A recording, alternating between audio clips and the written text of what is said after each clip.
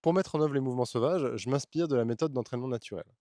Alors cette méthode, elle repose déjà sur une croyance. La croyance qu'il existe une forme d'entraînement naturel qui s'inspire des peuples autochtones et qui reprend très grandement le développement de l'enfant. C'est une pédagogie, et j'insiste 2 secondes là-dessus, puisque la plupart du temps, les objectifs qu'on se fixe au niveau bien-être physique et mental sont complètement inatteignables. Et c'est bien souvent pour ça d'ailleurs que les personnes qui fixent par exemple un objectif de perte de poids n'y arrivent pas. C'est parce que l'important, ça n'est pas de se dépêcher d'aller atteindre un objectif. L'important, c'est de cultiver, de développer, d'apprendre une pratique que l'on va pouvoir conserver toute sa vie. Donc la vraie question, c'est quelle pratique nous intéresse et quel niveau on a envie d'atteindre. L'entraînement naturel, c'est donc une pédagogie, c'est également 3 piliers. Une éducation physique naturelle, donc il s'agit d'apprendre à connaître son corps, savoir comment s'échauffer, comment pratiquer sans risquer de se blesser, etc.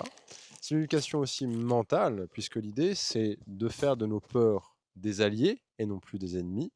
Et puis, c'est une éducation qui est tournée vers l'entraide et non pas vers la compétition. C'est quand même une belle valeur à l'époque à laquelle on vit.